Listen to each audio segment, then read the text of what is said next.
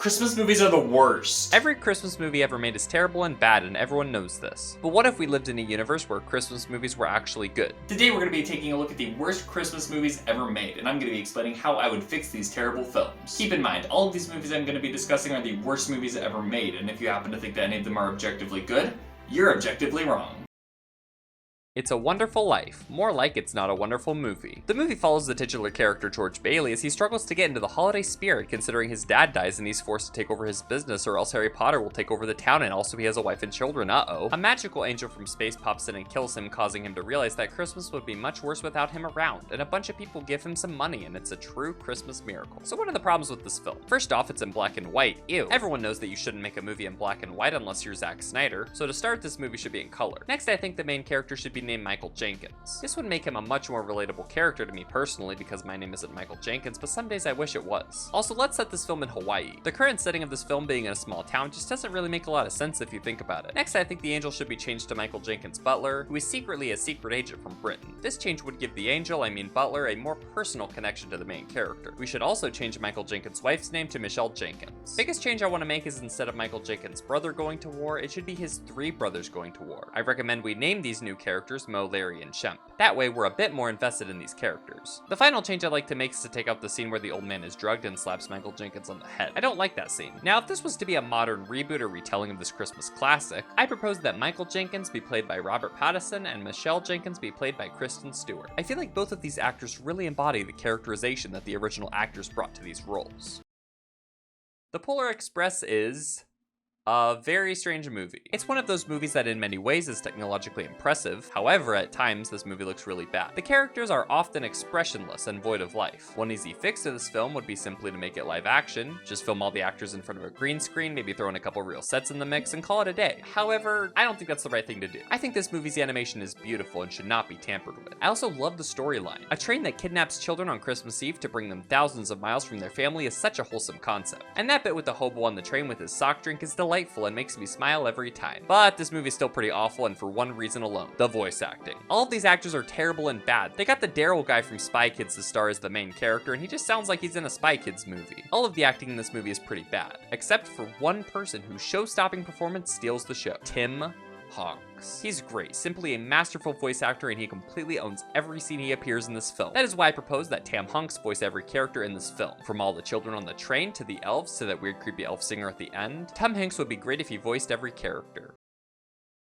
Jingle All The Way tells the tale of a man who's a bad father and his son wants a toy for Christmas, so the father works really hard to get the toy in time for Christmas, and yawn, what a boring plotline for a film. I mean, the film certainly has its hilarious moments. The part where the mailman threatens to blow up the radio station is pretty relatable, and let's not forget the part where the father almost burns his neighbor's house down while committing home invasion and Grand Theft action figure. What a silly moment. However, this film needs to be updated for modern audiences, and I know just the thing to fix this dated and terrible film. Let's look back on the magical year of 2016 where the world witnessed an incredible reboot to a terrible franchise: Ghostbusters. They took a terrible and dumb film starring Bill Murray, the guy who played a couple times, and a giant marshmallow guy, and they turned it into a very funny movie starring a bunch of women. I think the same thing can be done for the Jingle All The Way franchise. The main character's name will be Melissa Johnson. She's a workaholic who doesn't have time to watch her daughter win the middle school science fair. To make it up to her daughter, Melissa Johnson agrees to buy her daughter the new scientist Barbie with the real functioning chemistry set. Melissa Johnson's husband, Mason Johnson, tells Melissa that she won't be able to find the scientist Barbie on Christmas Eve, but Melissa tries anyway, and hijinks ensue. Sinbad will still play the mailman, but we'll just put a wig on him. Despite the superficial changes, the main plot of the original film will be followed beat for beat. I believe this version of the film would be heralded as the definitive version and a refreshing reboot of an otherwise terrible Christmas classic. And of course, we'll need the best actress ever made to play our lead role: Melissa McCarthy.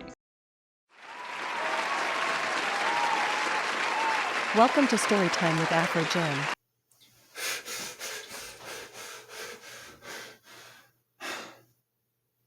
Hi, I'm Marty McJenkins, and welcome to a brand new episode of Storytime with Marty McJenkins.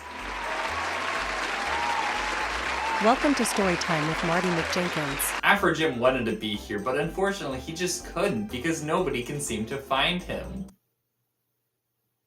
Today we're going to be reading a very special Christmas tale that was passed down from generation upon generation to generation of every lineage and bloodline of the McJenkins bloodline. The night that was before the Christmas. 'Twas the night before Christmas, and all through the houses All the creatures that were stirring were even the mouses. They stalked the hunks that were stockings by the chimneys with the hair. They hoped that Jack Nicholson would soon be there. The children were nestled in all of their houses. The visions of the Sugars man was dancing in their heads. Chapter 2. I ran from the bed into see that matters. They asked from the window and then there was a flash. I opened the shutter and then threw up on a sash. There's that Santa Claus. I don't believe in Santa, so I'm just gonna skip that page. There's the Rudolphs. There's the Rudolphs in that page. There's another Santa again. Hang on. Hang on. That's on that page too. Are you serious? Come on. Wait. He's not real. There's no such thing as Santa. Santa's not real. He's not real. There's no such thing.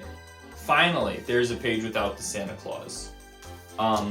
Right now, I just want to put up on the screen to your attention here. There's a brand new sale at Marty McJenkins store.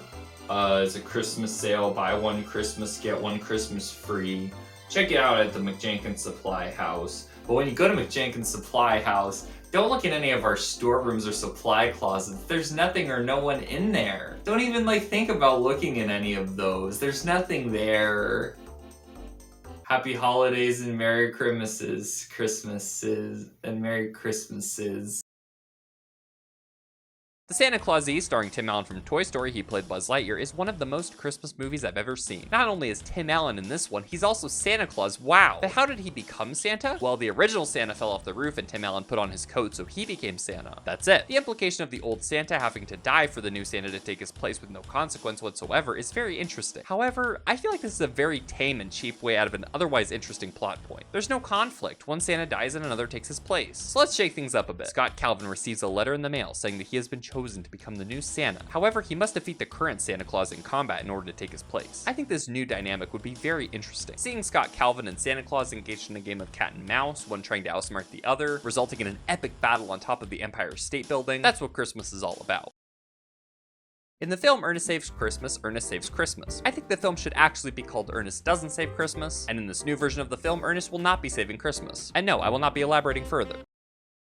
A Christmas Carol, also known as Scrooge, also known as A Christmas Carol, also known as Mickey's Christmas Carol, also known as A Christmas Carol, also known as Scrooged, also known as The Muppet Christmas Carol, also known as An All Dogs Christmas Carol, also known as An American Christmas Carol, also known as Spirited, also known as A Christmas Carol, tells the story of Scrooge and his Christmas Carol. He's an old guy who hates Christmas and loves money, but by the end of the movie, he learns to hate money and love Christmas, the old switcheroo. There are three ghosts that take Scrooge through his past, present, and future, showing him the moments that made him who he is, the people around him whose lives he's impacting, and his gloomy future should he not turn from his ways. But 3 ghosts isn't nearly enough to teach Scrooge this lesson. I propose we add 7 more ghosts to the story to make a total of 10 ghosts. I think we should add the ghost of tax evasion to teach Scrooge how to beat the tax code, the ghost of Santa Claus so Scrooge can learn more about his ancestors, the ghost of winter coat so Scrooge learns that he needs to bundle up a bit, the ghost of Jerry Seinfeld to teach Scrooge to stop killing bees, etc. and so on. That way we can make the movie 10 hours long and sell it to streaming services as a 10-part miniseries and make a lot of money. Who's with me? Hallmark has released a ton of Christmas movies over the years, but none will match the beauty and wonder of the Christmas card. This Christmas classic is sure to warm the hearts of all who view it.